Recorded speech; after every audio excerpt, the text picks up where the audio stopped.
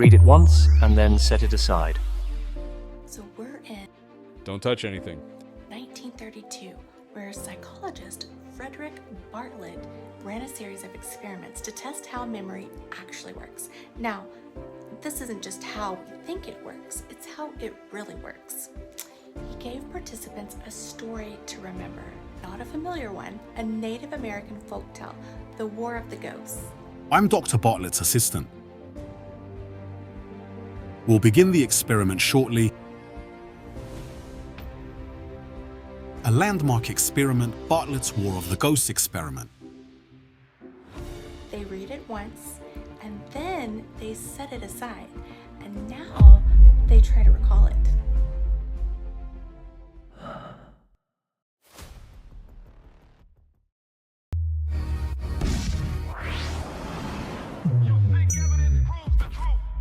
Not always.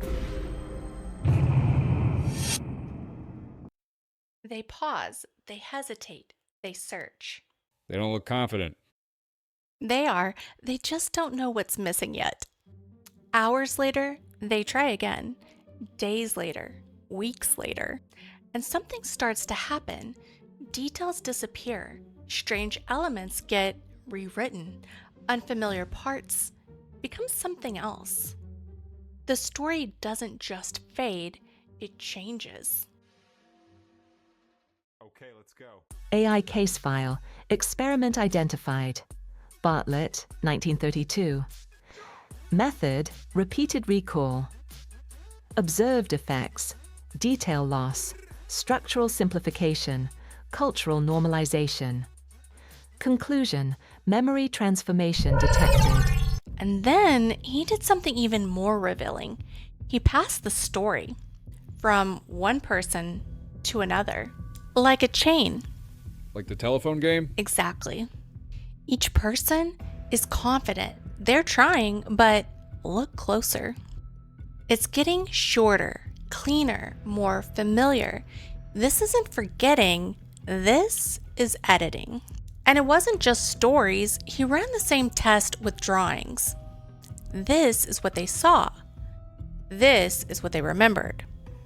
Each version feels intentional, confident, clear, but it's drifting.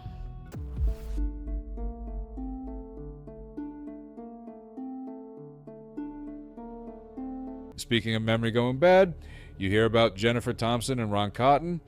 Jennifer Thompson survived a brutal assault, and during it, she did something most people think would make memory stronger. She studied the attacker's face. She tried to burn it into her mind. Later, she helped create a composite, then she picked Ron Cotton out of a lineup. And she was sure, not kind of sure, not maybe sure, sure. But Ron Cotton was innocent. He spent 11 years in prison for a crime he didn't commit. And here's the part that keeps me up at night. Jennifer wasn't lying. She wasn't careless. Her memory had changed without her knowing it. The composite, the lineup, the repeated act of remembering, each one became part of the memory itself. That's the danger Bartlett warned us about. Memory doesn't replay the past, it rebuilds it. And sometimes, the rebuild sends an innocent man to prison. This didn't just degrade, it transformed. No one lied, no one tried to change it, and yet, this is what memory became. Though by the time it gets told in court, it's already been rewritten. Possibly multiple times, because the brain stores pieces of an experience, bits of sensory input, fragments of meaning. This explains why memories change over time, why gaps get filled in, and why suggestion can alter what someone believes they saw. But under extreme stress, it gets even messier. So when someone takes the stand, they're not recalling the past, they're reconstructing it.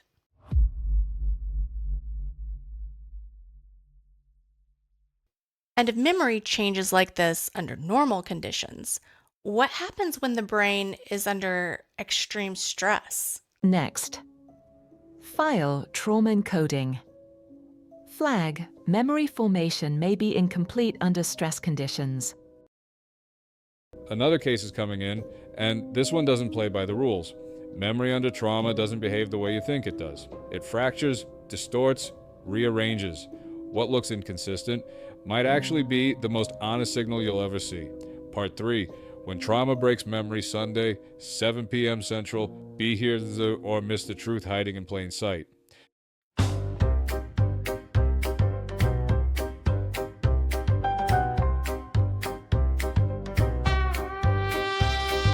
Another case file closing tonight. Truth in the shadows bring it to light. Witnesses talking, stories unwind. Evidence tested inside the mind. Confessions whispered, deals on the side. Psychology shows what people might hide. Follow the science, question the file. Welcome back to Mind on Trial. Mind on Trial. Follow the clues, separate facts from courtroom views. Every Sunday we're back again, breaking down the truth within Mind on Trial. Step by step, evidence beats a wild suspect. Truth comes out after a while. That's the game on Mind on Trial. Jurors listening, weighing the tale. Memory bending when stories prevail. Bias and pressure shaping the scene.